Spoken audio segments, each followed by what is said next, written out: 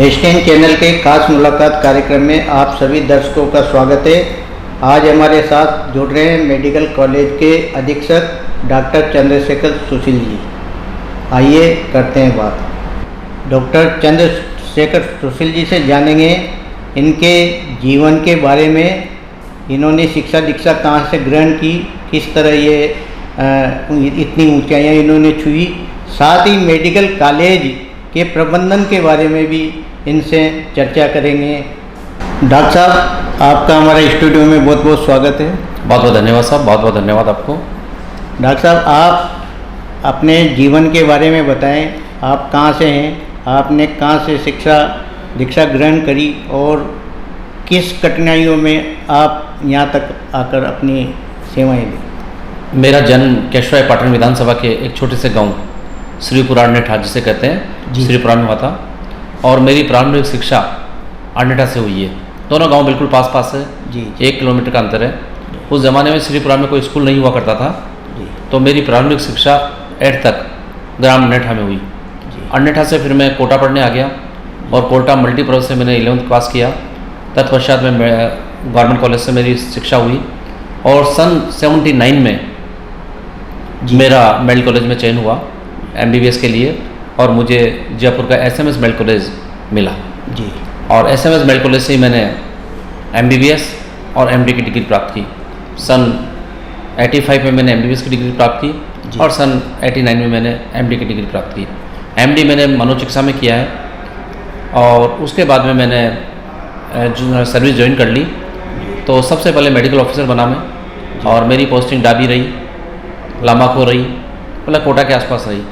जब इन दोनों जगह मेरी पोस्टिंग थी तब मेरा मेडिकल कॉलेज में चयन हो गया जी। और सन 92 से 92 से मैं लगातार मेडिकल कॉलेज में अपनी सेवाएं दे रहा हूँ। स्टार्ट भी मेरा जोधपुर में हुआ था, उस समय मेडिकल कॉलेज कोटा नहीं बना था जी, और 92 में बना था पर उस समय चालू नहीं हुआ था ये। 92 से 93 तक मैं जोधपुर में रहा, और 93 में मैं जब सबसे पहले जब लोग आए, और उस समय कोटा में मेडिकल कॉलेज नाम की कोई चीज़ नहीं थी जी। और यूँ मान लीजिए कि बड़ी दिक्कत आई हमें, कुछ नहीं था। तो हम 18 डॉक्टर्स का वहाँ से ट्रांसफ़र इधर उधर से हुआ पूरे राजस्थान से जी, और उसमें एक मेरा भी नाम था। और सन 92 में हमने अगस्त के महीने में कोटा मेडिकल कॉलेज में यहाँ पर ज्वाइन किया। डॉक्टर साहब, आप एक छोटे से गांव से निकले हैं, तो शिक्षा के लिए प्रेरणा किससे मिली आपको? बस शिक्षा के लिए प्रेरणा मेरे माँ बाप से ही मिली मुझे जी। मेरे माता पिता ने मुझे, क्योंकि पिताजी मेरे पढ़े लिखे थे, माताजी तो पढ़ी लिखी नहीं थी जी, पर फिर भी काफ़ी समझदार थी, और पापा जी की प्रेरणा से ही हमने शिक्षा ग्रहण की, और आज हम इस मुकाम पर बैठे हैं यहाँ पर।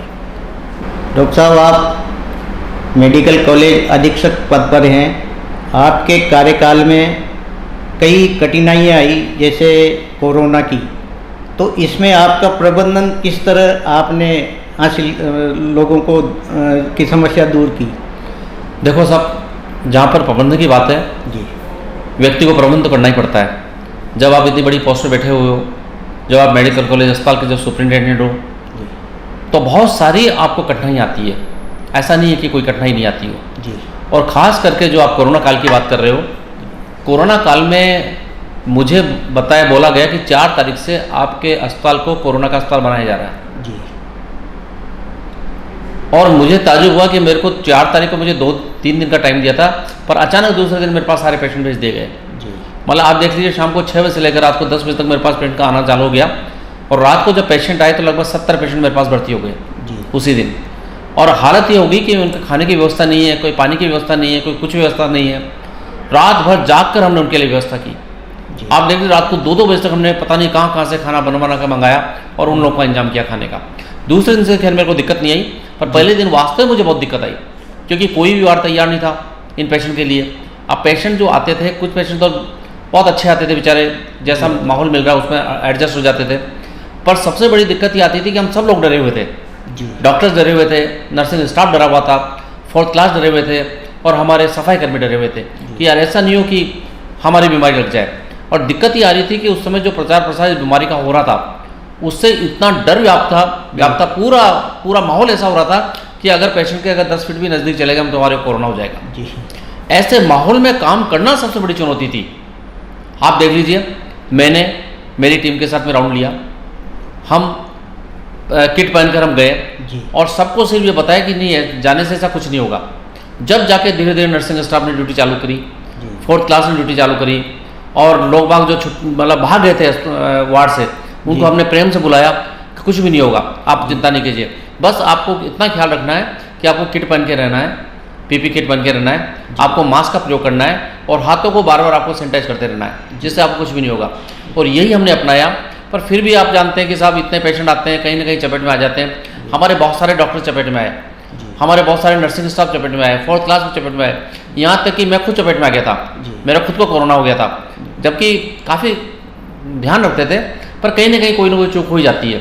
अब पता नहीं कहाँ चूक हुई, और फिर एक के बाद में दूसरा, दूसरे के बाद तीसरा ही होता रहता है। और जो पहला दौर था उसमें पेशेंट हमारे कम थे जी, डेथ रेट बहुत कम थी, पर डर बहुत ज़्यादा था। डर तो इतना था कि कोई पेशेंट की डेथ अगर हो जाती थी तो आप ये मान लीजिए, हम घर वालों को बुलाते थे कि आप आइए अपने मरीज को संभालिए, इनकी डेथ हो गई है, घर वाले कहीं पास तक नहीं आते थे। और ऐसे में उनको डिस्पोज करना, जैसे माउंटेन पेशेंट को एक्सपायर हो रहा है तो हम उनको उसी के तरीके से डिस्पोज करते थे, कोई हिंदू पेशेंट एक्सपायर हो रहा है तो हमको उन्हीं के तरीके से डिस्पोज करते थे, कोई क्रिश्चियन जा रहा है तो उनको उसी तरह डिस्पोज करते थे। मतलब हमें उनको डिस्पोज करना पड़ता था, घर वाले 50 फीट दूर से देखते रहते थे, वो पास तक भी नहीं आते थे। उस डर में मैंने तो क्या, बल्कि मेरी पूरी टीम ने काम किया। मैं इसका श्रेय मुझे नहीं लेता, मैं इसका श्रेय मेरी पूरी टीम को देता हूँ। पूरी टीम ने रात दिन एक करके वो काम किया है जो कि मेरे ख्याल से कोई नहीं कर सकता था। खैर सभी डॉक्टर्स ने बहुत अच्छा काम किया, नर्सिंग स्टाफ ने पूरे इंडिया में नहीं, पूरे मतलब आप हिंदुस्तान, पूरे वर्ल्ड में काम किया, और उसी की वजह से आज मैं मानता हूँ कि हमने राजस्थान में इस पर बहुत अच्छा काबू पा लिया है। और आज कोटा की बात तो मैं कर लूँ, पिछले 1.5 महीने में मात्र हमारे पास में 2 केस पॉजिटिव आए हैं। पिछले 1.5 महीने की बात कर रहे हैं हम, एक केस कल पॉजिटिव आ गया। देखते हैं हम उसमें आज उसका आसपास वालों का सबका जांच कराई जाएगी, कौन कितने केस निकलते हैं, पर कम से कम फिर भी हम मान सकते हैं कंट्रोल में है, स्थिति अंडर कंट्रोल है। और अभी जो सेकेंड स्टेज जो आई जी डॉक्टर, ये तो आपको क्या बताऊं मैं, इतनी भयानक स्टेज थी कि अस्पतालों में बेड नहीं है, ऑक्सीजन की हमारे पास में सुविधा नहीं है, दवाइयाँ हमारे पास में पूरी नहीं आ पा रही है, रास्ता गवर्नमेंट ऊपर से दवाइयाँ मांग रही है पर उसके बावजूद भी नहीं मिल रही है। रेमडेसिविर इंजेक्शन जो इसके लिए मतलब ये बात बहुत अच्छा सिद्ध हो रहा था, वो इंजेक्शन हमारे पास नहीं आ रहे हैं। मतलब ऐसी परिस्थितियों में हम लोगों ने काम किया है कि बस पूछो तो बेड नहीं है, लोग बाग बेचारे लाइन लगे हुए हैं। बाहर मैं देखता हूँ अस्पताल के बाहर 50-50, 60-60 पेशेंट खड़े हुए हैं गाड़ी में लेके, उनको गाड़ी में ऑक्सीजन चल रही है, अस्पताल में जगह नहीं मिल रही है। ऐसे टाइम पे राजस्थान सरकार ने हमें बहुत साथ दिया, कोटा के लोगों ने बहुत साथ दिया। जिन चीज़ों की हमें आवश्यकता थी, हमने जहाँ से भी डिमांड करी हमें वो चीज़ें मिली है, पर जो चीज़ें नहीं थी हमें बहुत इसका आप देख लीजिए। ऑक्सीजन जनरेशन प्लांट की बात करूँ मैं तो हमारे यहाँ विद इन ए मंथ, 1 महीने के अंदर 2 ऑक्सीजन प्लांट बन गए कि देखो आप, जबकि उनको बनने में कम से कम 6 महीने लग जाते हैं, लाने में 6 महीने लग जाते हैं, इतनी बुकिंग थी, पर हमारे 1 महीने के अंदर 2 ऑक्सीजन प्लांट बन गए। और हमने ऑक्सीजन के लिए जितना भी हम कर सकते थे प्रयास, रात रात जग कर हमारी टीम ने काम किया है। मतलब आपको एक रात तो ऐसी स्थिति आ गई थी कि हमारे पास में मात्र 20 सिलेंडर बच गए थे, और रोज के सिलेंडर लग रहे हैं हमारे पास में 2000, 2400, 2500। अब 20 सिलेंडर तो हमारे कोई काम के 20 सिलेंडर से कुछ भी नहीं हो रहा था। अगर हमारे पास में अगर आधा घंटा सिलेंडर नहीं आते, आधे विदिन हाफ एन आवर, तो मुझे लगता था कि हमारे अस्पताल बहुत बड़ी ट्रेजेडी हो जाती। पर ईश्वर ने हमारा साथ दिया, कोटा की जनता ने हमारा साथ दिया। हमने जिससे भी डिमांड की, जहाँ जहाँ जिसके पास में ऑक्सीजन सिलेंडर पड़े हुए थे, सब लोगों ने हमारे सिलेंडर ला के दे दिए और हमारा उसमें काम चल गया। और ऐसे टाइम पे हमारे माननीय धारीवाल साहब ने, माननीय ओमजी बिरला साहब ने, माननीय मुख्यमंत्री साहब ने, सबने बहुत साथ दिया। 2-3 टैंकर हमारे को बाहर से मिले, ऑक्सीजन हमारे को राजस्थान सरकार से जहाँ जहाँ से कर सकती थी उन्होंने हमारे को सप्लाई कराई। कुल मिला के ऑक्सीजन का क्राइसिस अगर मैं बात करूँ तो फिर कोटा में हमारे को नहीं हुआ। स्टार्टिंग में जरूर था पर हुआ नहीं। पर बेड की तो समस्या हमें को बहुत ज़्यादा हुई, क्योंकि हमारे पास में बेड मुश्किल से 700-800 बेड थे। 700-800 से बढ़ा के हमने 1200 बेड कर दिए, वो बेड भी हमारे को कम पड़ने लगे। उसके बाद में हमने यूनिवर्सिटी ले ली, कोटा के सारे अस्पताल खोल दिए, यहाँ तक कि कोटा में हमारे लगभग 2500 की व्यवस्था हमने कर दी। 2500 पेशेंट भी अगर हो गए तो हम भर्ती कर लेंगे, पर 2500, 2-2000 पेशेंट, 1500 पेशेंट तो रोज के पॉजिटिव आ रहे थे। हालत ये हो गई कि हम कहीं पर भी उनको भर्ती नहीं कर पा रहे थे, और बहुत बड़ी दिक्कत आई। किसी को जयपुर भेज रहे हैं, किसी को कहाँ भेज रहे हैं, मतलब किसी यहाँ से, बल्कि मैंने एक रात तो 2 पेशेंट को बूंदी रेफर किया और 2 बेड खाली थे। 1-2 पेशेंट को 12 भी रेफर किया हमने, वहाँ से कंटिन्यू पेशेंट आ रहे थे। पर फिर भी सीरियस पेशेंट जो भी थे पूरे हमारे हाड़ोती के वो सारे के सारे हमारे कोटा आ रहे थे। यहाँ तक कि एमपी का लोड हमारे पास बहुत ज़्यादा रहा। एमपी में मुझे जहाँ तक लग रहा था कोई सुविधा नहीं थी, लोग बहुत परेशान होते। भोपाल तक के, इंदौर तक के हमारे पास पेशेंट आए और उन पेशेंट को हमने यहाँ पर भर्ती किया है, उन पेशेंट का हमने इलाज किया है और कई पेशेंट को, मैक्सिमम पेशेंट को ठीक करके भेजा है। पर हाँ, डेथ रेट भी हमारी काफ़ी हुई है, मैं इस बात को नहीं नकार सकता। और जगह से कम है हमारी, अगर मैं राजस्थान में और जगह की बात करूँ तो और जगह से हमारी कोटा की डेथ रेट कम है, फिर भी कोई किसका घर का कोई व्यक्ति जाता है तो बहुत पीड़ा होती है, और कोई व्यक्ति जा रहा था तो हमें बहुत पीड़ा होती थी। खास करके ऐसी हालत में जब हम उनको भर्ती नहीं कर पा रहे थे या भर्ती भी कर रहे हैं तो पेशेंट बहुत ज़्यादा सीरियस हो रहे हैं। हमारे सारे आईसीयू फुल हो गए, आप देख लीजिए। आईसीयू कहाँ से बनाए, एकदम से आईसीयू नहीं बनते, एकदम से वेंटिलेटर नहीं आते।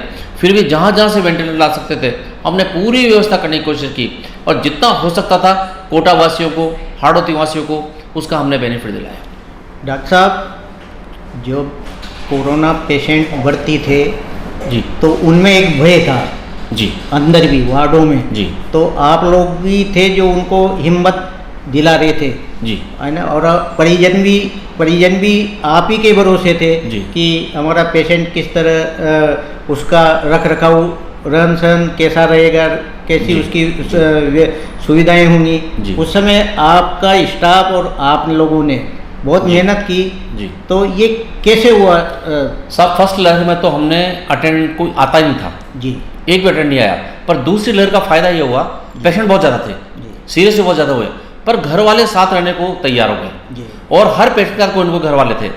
पर हमने क्या किया, हमने डॉक्टर्स की टीम बनाई। जी। मैं साइकेट्रिस्ट हूँ, हमने साइकेट्रिस्ट और साइकोलॉजिस्ट की टीम बनाई। जी। हर वार्ड में हमारे डॉक्टर्स राउंड लेते थे, और जो पेशेंट थोड़ा सा उदास रहता था, जिस पेशेंट को एंजाइटी ज़्यादा थी जी। या घर वालों को एंजाइटी ज़्यादा थी या उनको उदासी थी, उनको हम जाके समझाते थे, आप चिंता नहीं कीजिए, आपका मरीज ठीक होकर जाएगा। ये बीमारी है, लाइलाज बीमारी एक तरफ से, पर फिर भी पेशेंट ठीक हो रहे हैं। पूरे वर्ल्ड में फैली हुई है, एक तरह से महामारी है, उसके बावजूद पेशेंट ठीक हो रहे हैं। सारे पेशेंट नहीं जा रहे हैं, आपको चिंता करने की बिल्कुल भी आवश्यकता नहीं है। इस तरह से कर करके हम लोगों का प्लस मरीजों का मनोबल बढ़ाते थे, और उस मनोबल के सहारे हमने कईयों को ठीक किया है। बहुत सारे मरीजों को हमने ठीक किया मनोबल के सहारे। दवाई तो चलती थी, जी दवाई के साथ साथ और भी साइकोथेरेपी की जहाँ बात आती थी वो हमारे पूरे डिपार्टमेंट दी है। और जहाँ तक हमारे डॉक्टर्स थे, हमारे नर्सिंग स्टाफ थे, उनको भी हम साइकोथेरेपी देते थे, उनको भी हम समझाते थे कि नहीं भैया, काम करना ही है। जब ये क्षेत्र हमने आजमा लिया और हम इस क्षेत्र में काम करने के लिए मना करें तो हमारे लिए बहुत बड़ी मतलब पीड़ादायक बात है। जैसे किसी ने मान लो मिलिट्री में कोई चला गया और लड़ाई की नौबत आ गई और मना करता कि साहब मैं तो लड़ाई लड़ने नहीं जाऊँगा, भैया मिलिट्री में भर्ती क्यों हुआ? तो मैं यही कहूँगा कि जब आप डॉक्टर बने हैं, जब आप nursing staff as a nursing staff आप काम कर रहे हो, as a 4th class medical college अस्पतालों में काम कर रहे हो, तो ये आपकी ड्यूटी है कि मरीज किसी भी बीमारी का है, कितना भी गंभीर मरीज क्यों ना है, पर उसको आपको देखना है, उसको सांत्वना देनी है, उसको इलाज देना है, और उसको ठीक करके पूरा ठीक करने के लिए पूरा भरसक प्रयास करना है। जिसको जाना होगा उसको तो कोई नहीं रोक सकता, पर फिर भी उसको बचाने का हमें प्रयत्न करना है, और ये फार्मूला हमने अपनाया, और इसीलिए कोटा की डेथ रेट सबसे कम रही है। डॉक्टर साहब, इस बीमारी के दौरान सबसे बड़ी दिक्कत आई रेमडेसिविर इंजेक्शन की। जी, हम मान सकते हैं कि ये जीवन रक्षक इंजेक्शन है, जी, लेकिन आपने देखा होगा, अखबारों में भी पढ़ा था, समाचारों में भी आ रहा था कि हर पेशेंट का तीमारदार रेमडेसिविर इंजेक्शन की डिमांड कर रहा था। तो ये क्या जायज़ था क्या? भाई चिकित्सक लिखे तभी उस इंजेक्शन को मतलब वैसे तो क्या था कि उस समय अखबारों में इतना प्रोपेगेंडा हो गया था रेमडेसिविर का, जी, बहुत ज़्यादा, और ऐसा लग रहा था कि ये तो यही रामबाण है, जबकि ऐसा नहीं था। जी, बाकी दूसरे एंटीवायरल जो ड्रग है जो इसके लिए जो काम करती वो भी हम दे रहे थे, पर जहाँ तक रेमडेसिविर की बात थी, इसका इफेक्ट अच्छा आ रहा था, और ये सब लोगों को पता चल रहा था कि रेमडेसिविर, और एक तरह से उसकी आंधी चल गई, हवा नहीं चली, एक तरह से आंधी चल गई। बिल्कुल, डॉक्टर्स भी रेमडेसिविर लिख रहे हैं, और पूरे इंडिया में रेमडेसिविर चल रहा है, बाकी कई देशों में नहीं चला है। जी, पर यहाँ पर ऐसा माहौल हो गया कि या तो रेमडेसिविर की 50 की पूरे इंडिया में सप्लाई नहीं थी, पूरे 50 नहीं बिकते थे, या अकेले कोटा में 5000 की आवश्यकता पड़ने लगी। तो आप बताओ उसकी पूर्ति गवर्नमेंट भी कैसे करे, कौन सा क्या करे? हमें जितने इंजेक्शन मिलते थे, कम से कम रोज की मेरे को 600-700 की आवश्यकता थी, पर उसके बावजूद हमें इतने नहीं मिलते थे। मुझे 200-250 इंजेक्शन मिलते थे। मैं ये इंजेक्शन उन्हीं पेशेंट में काम लगवाता था जो पेशेंट सीरियस थे या जो पेशेंट आईसीयू में थे। उसके बाद में जो पेशेंट बाहर भी सीरियस थे हम उनको लगवाते थे। उसके बावजूद मैं मानता हूँ कि हमने जहाँ भी चाहा हर पेशेंट को उसके बावजूद नहीं लगवा सके। कई पेशेंट को रात को 2-2 बजे फ़ोन आते थे, मंत्रियों के फ़ोन आते थे, मिलने जुलने वालों के फ़ोन आते थे कि डॉक्टर साहब रेमडेसिविर में, कहा भैया जितने इंजेक्शन आए सबको लगवा दिए और इसी तरह मेरे पास में इंजेक्शन भी नहीं है।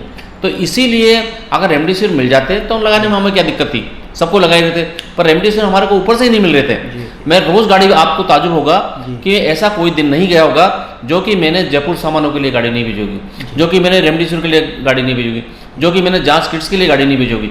रोज़ मेरी गाड़ी को जयपुर जाती थी, डेली की डेली कोई इनको सामान लेके आती थी, पर हमें नहीं मिलते थे। हम मांगते 5,000 रेमडेसिविर चाहिए, हमें मिलते थे 1,000, और वो 1,000 कोटा के लिए नहीं मिलते थे, हमें मिलते थे पूरे हड़ौदे के लिए। उन्हीं इंजेक्शन में से हमें, क्योंकि कोटा को नियुक्त कर रखा था और मैं नोडल ऑफिसर यहाँ का था, तो एज हमारे पास जो आते थे उन्हीं इंजेक्शन को हम कोटा, बूंदी, झालावाड़ और बारा चारों जिले में देते थे। बाद में फिर दिक्कत आई कि प्राइवेट अस्पतालों को भी देने हैं, तो फिर उन्हीं में से हमने प्राइवेट अस्पतालों को निकाल के दिए इंजेक्शन।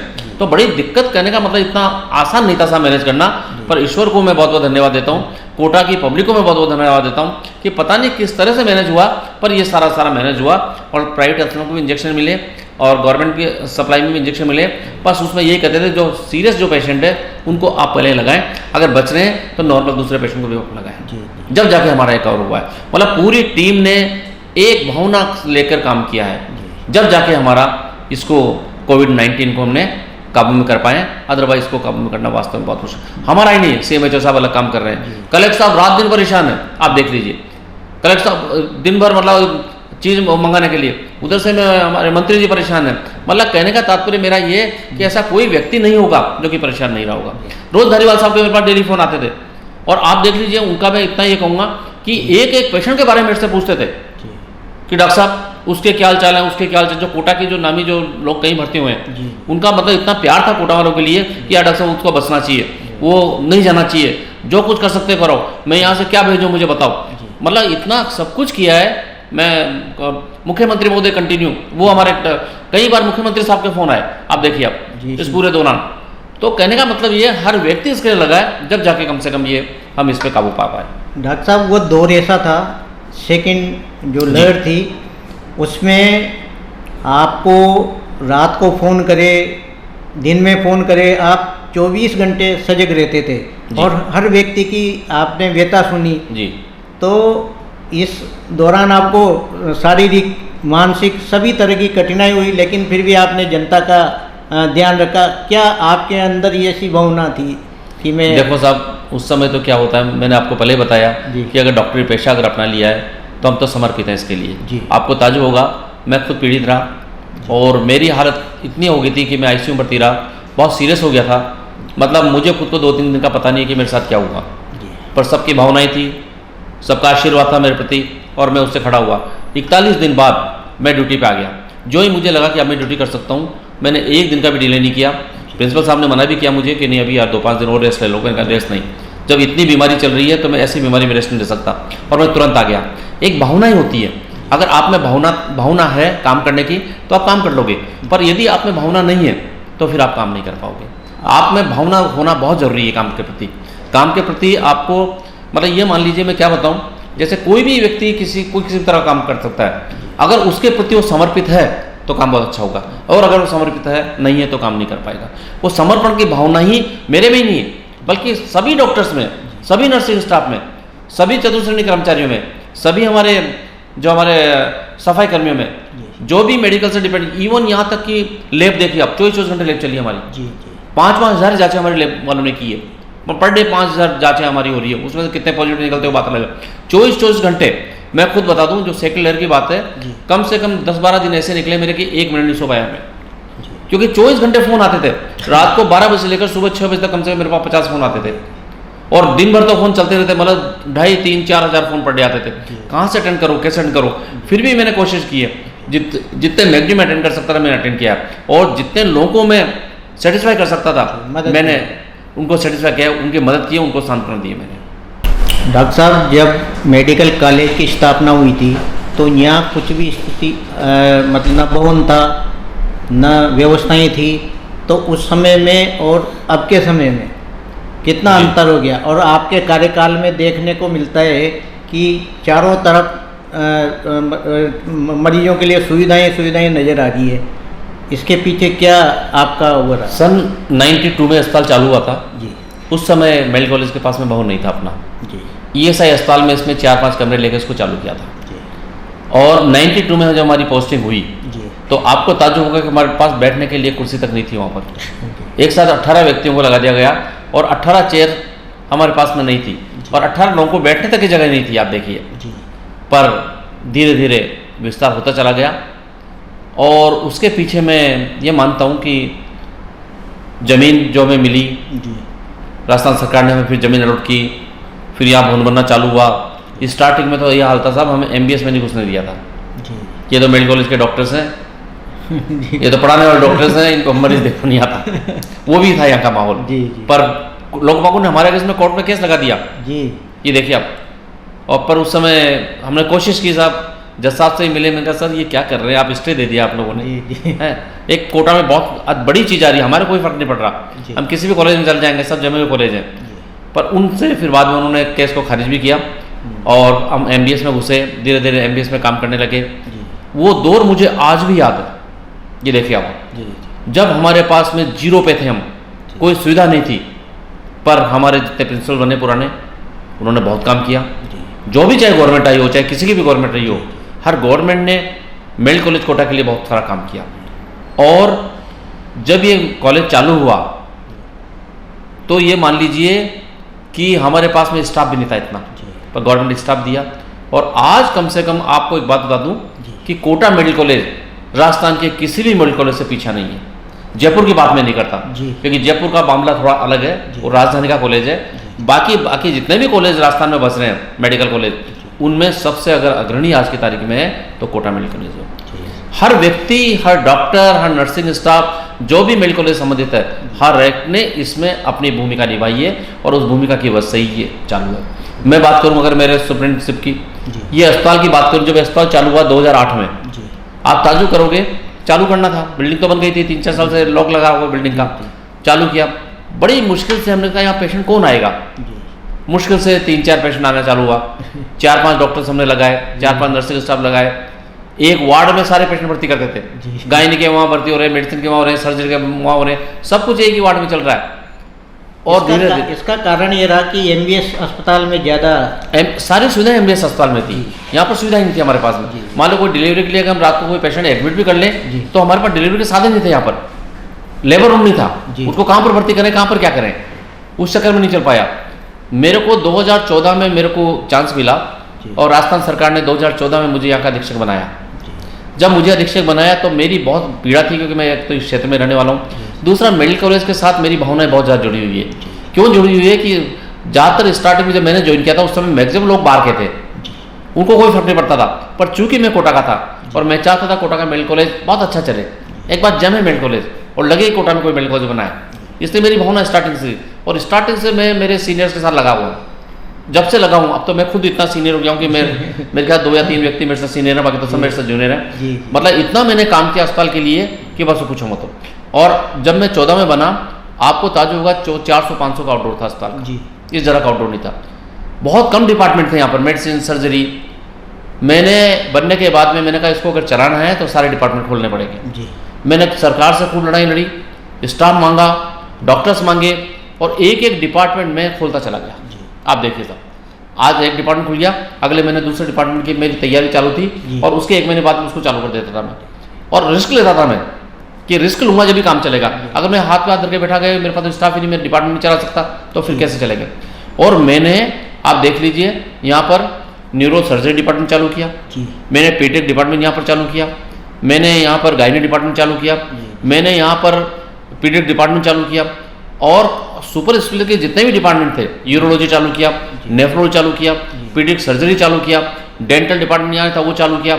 मतलब कहने का तात्पर्य, मैंने जितने भी डिपार्टमेंट थे जी। वो सन 14 और सन 15 के बीच में सारे डिपार्टमेंट खोल दिए मैंने। आज तो सारे ये देखिए, डिपार्टमेंट हो आज सब डिपार्टमेंट है और सारे डिपार्टमेंट खोल दिए। और साल भर में तो ऐसा हाल हो गया कि पहले तो वार्ड बंद रहते थे यहाँ के, जी क्योंकि लोग बाग नहीं थे, सारे वार्ड चालू कर दिए, लैब चालू कर दी, और ऐसी कोई जगह नहीं बची जहाँ पर पाँव रखने की कोई जगह हो। जी उसके बाद साल भर बाद में देखा, 2014 से 2000 मतलब मार्च 15 तक, जी मार्च 15 के बाद में मैंने जब यहाँ का आंकड़े देखे तो आप ताजुब करोगे 400-500 का आउटडोर मेरा 4,000-5,000 का आउटडोर पहुंच गया। ये देखिए आप, खूब प्रचार प्रसार किया।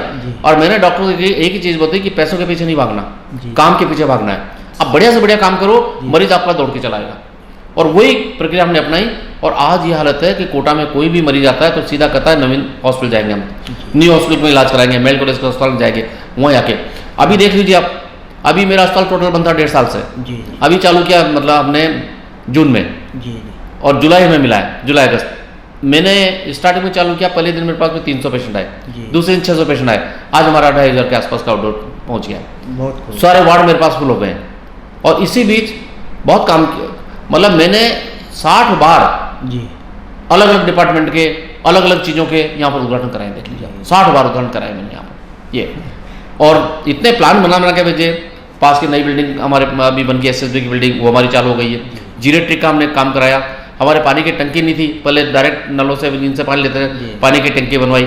चारों तरफ बाउंड्री वाल की दिक्कत आ रही थी, चारों तरफ बाउंड्री वाल का बजट लेके आए। ऊपर का सेकंड फ्लोर का जो बात चल रही थी वो बना नहीं है, उसके लिए पहले 26 करोड़ का बजट दिया और अभी वो 30 करोड़ का बजट अभी उसमें है, वो करीब करीब वो बिल्डिंग चालू, वो भी कंप्लीट हो गई है और 1-2 महीने में उसको भी चालू कर देंगे। सारे डिपार्टमेंट, मतलब मैं कह रहा हूँ ना कि बहुत काम किया और उसी का परिणाम है कि आज इस अस्पताल की बहुत अच्छी इज्जत बनी हुई है।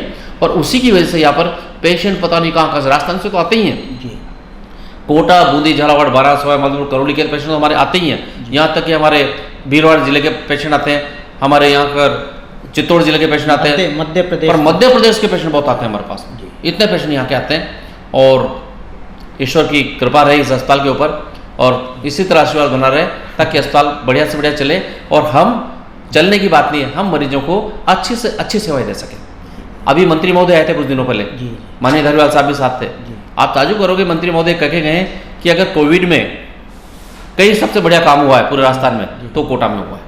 बहुत बढ़िया, ये देखिए के लिए तो बड़ी अच्छी बात है। वो बात है, कोटा में इतना अच्छा काम हुआ है कि कहीं भी नहीं होगा। एक प्रॉब्लम नहीं आती, खाने की व्यवस्था देखो, हमने इतनी बढ़िया व्यवस्था करी कम से कम पैसों में।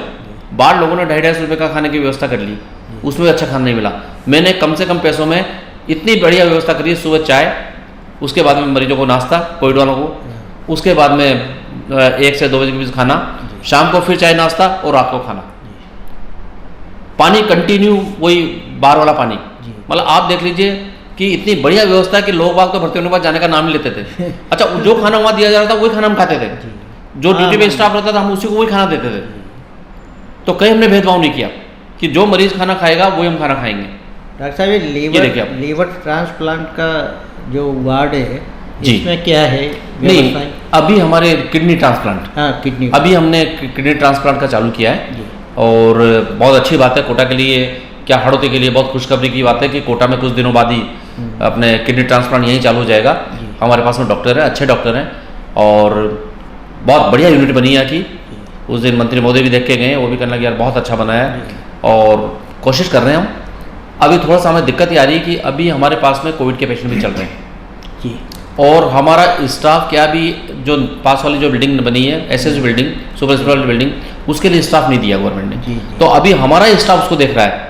लगभग मैं, आप ताजुब करोगे, मेरे यहाँ का 84 स्टाफ बाकी अस्पतालों में लगा हुआ, 84 स्टाफ। बहुत बड़ी डिफरेंसेस है मेरे पास स्टाफ की, कमी बहुत है, इसलिए अभी मैं उसको चालू नहीं कर पा रहा हूँ। प्रिंसिपल साहब को अवगत करा दिया गया है, सेक्रेटरी साहब को अवगत करा दिया, मंत्री महोदय को अवगत करा दिया गया। अभी कल परसों MLA साहब भी आए थे, उनको भी हमने बोला है कि इसमें स्टाफ लगाओ। जब स्टाफ लग जाएगा तो उनको ट्रेनिंग भेजेंगे और उसके बाद में हम जल्दी से जल्दी इसको चालू कर देंगे। और फ़ायदा इसका ये होगा कि आज किडनी ट्रांसप्लांट के लिए व्यक्ति दिल्ली जाता है, जयपुर जाता है या अहमदाबाद जाता है या इंदौर जाता है, तो कम से कम और बहुत पैसा खर्च होता है, वो पैसा इतना ज़्यादा खर्च नहीं होगा और सारी की सारी सुविधाएं हमारे कोटा में नवीन चिकित्सालय में उसको मिल जाएगी। डॉक्टर साहब, आज जो हृदय रोग की सबसे ज़्यादा देखने को मिलता है लोगों में, मरीजों में, आज कोटा मेडिकल कॉलेज में क्या स्थिति है इसकी? साहब, हृदय रोग के मेरे पास में 2 डॉक्टर हैं और दोनों डॉक्टर बहुत अच्छे हैं। डॉक्टर रणवा है, डॉक्टर मीणा है, बहुत अच्छे डॉक्टर हैं और इनको हमने बहुत अच्छा वार्ड दे रखा है। क्रिटिकल केयर यूनिट में 20 बेड हैं, वो हमने इनको दे रखे हैं। उसके अलावा जहाँ पर हमने कैथ लैब लगा रखी है, कोटा में कैथ लैब की सुविधा है, दिल के जांच की सुविधा है और साथ के साथ कैथ लैब के साथ साथ माइनर ऑपरेशन जिसे हम कहते हैं वो यहाँ पर करते हैं। ओपन हार्ट सर्जरी नहीं होती है, बाकी जहाँ छल्ला डालने वाली बात होती है हम यहाँ करते हैं। मतलब एंजियोग्राफियाँ हो रही है, एंजियोप्लास्टियाँ हो रही है, दोनों हम यहाँ पर कर रहे हैं। यानी कि बाजार से कम खर्चा, बहुत कम खर्चे में साहब, बहुत कम खर्चे में। और अभी तो मैं राजस्थान सरकार में माननीय मुख्यमंत्री महोदय को बहुत बहुत धन्यवाद देना चाहूँगा, हृदय से मैं आभार उनका कि उन्होंने ये जो एक अभी चिरंजीव योजना जो चालू की है, कोई भी व्यक्ति 850 रुपये जमा कराए जो उसमें नहीं आता, वो भी 850 रुपये जमा कराए और 5 लाख तक का इलाज फ्री कराए। ये देख लीजिए आप, तो उसकी वजह से हमारे पास पेशेंट बहुत ज़्यादा आ रहे हैं।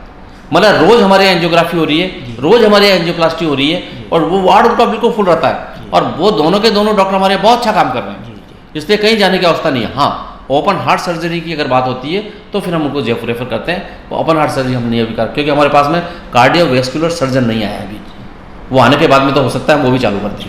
ये चिरंजीवी जो योजना है मुख्यमंत्री की, तो ये किस तरह आम आदमी समझ नहीं पाता कि किस तरह मेडिकल कॉलेज में जाए और अपना इलाज ले, तो कई बार भटकते रहते हैं।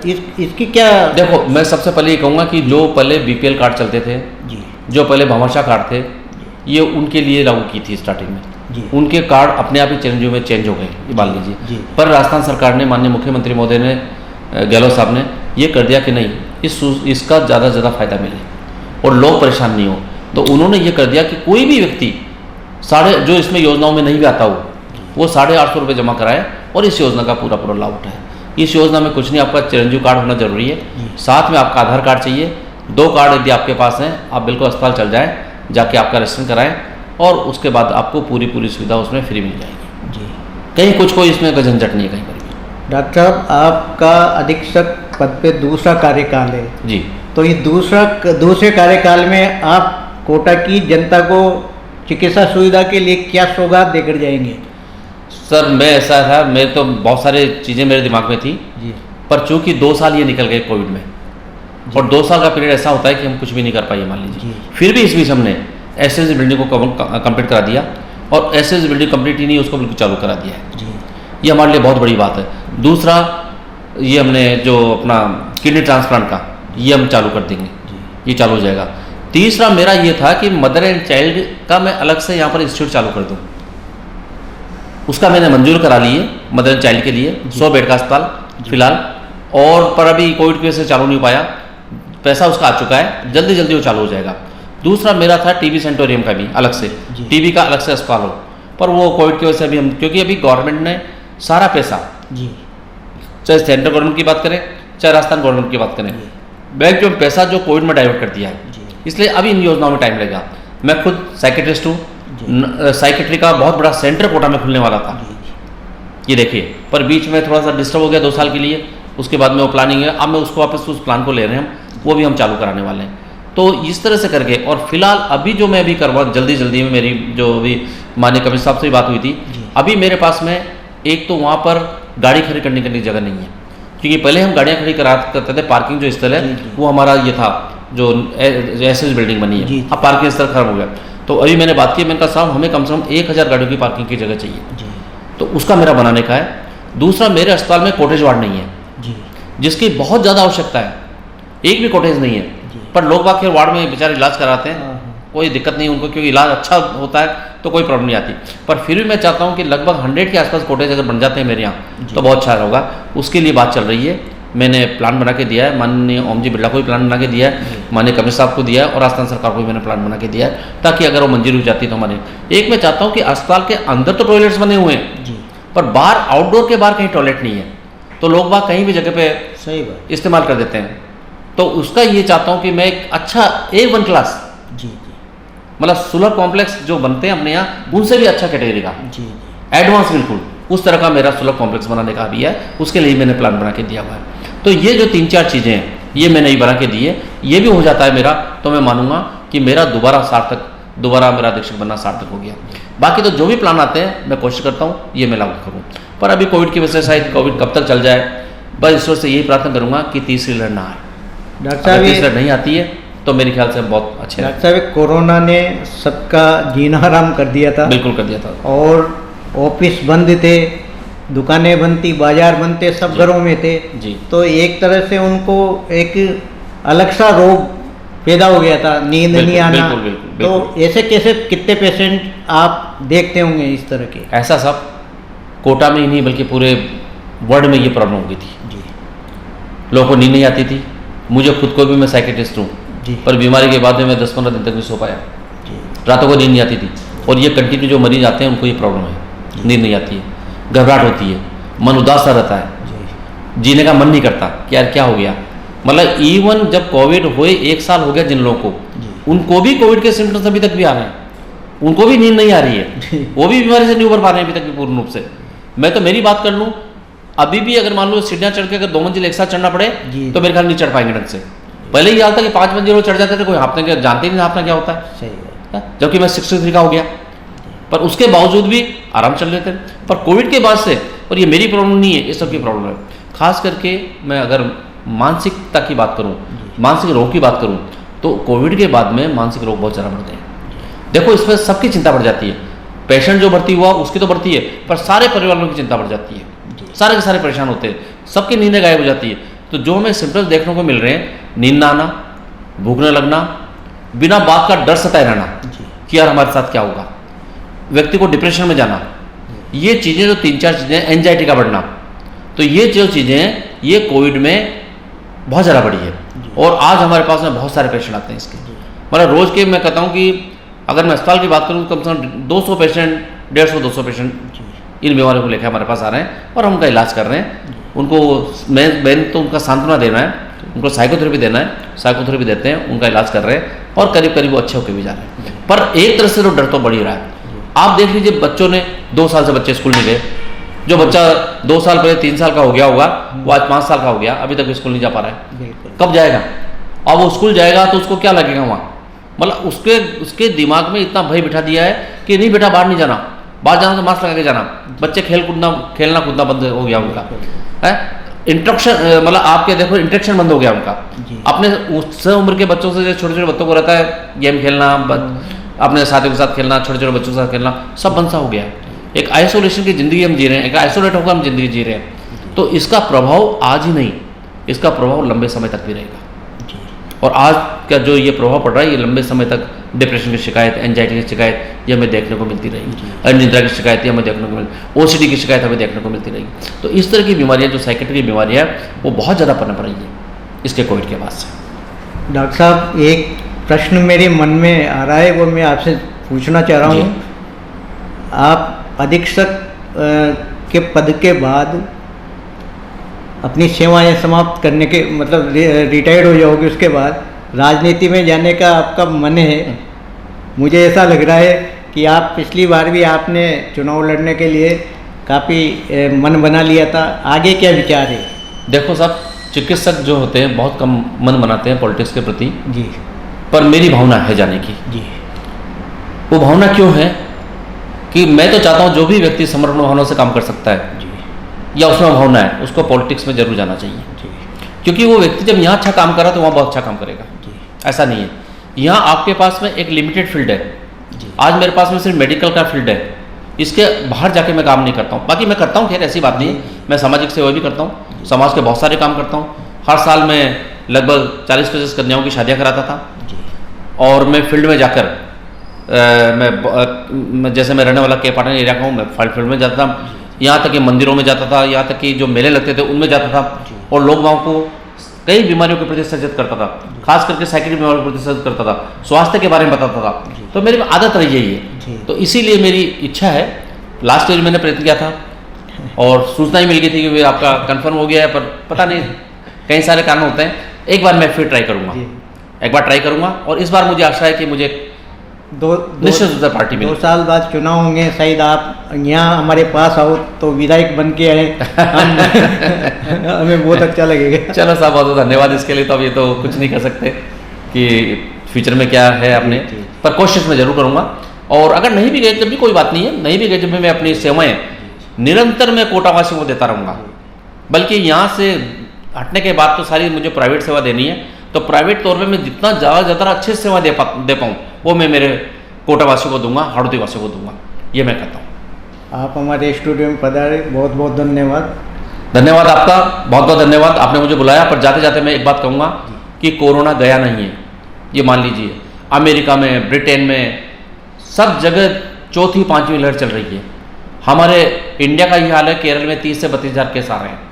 हमें अभी बचना है, और जो 4 मंत्र जो इसको रोकने के लिए दिए गए हैं जिससे हम बच सकते हैं, नंबर 1 मास्क का प्रयोग करें, नंबर 2 हाथों को बार-बार सैनिटाइज करें, नंबर 3 सोशल डिस्टेंस मेंटेन करें, नंबर 4 जहाँ तक आवश्यकता न हो घर से बाहर न निकलें, घर से बाहर न निकलें, घर से बाहर न निकलें।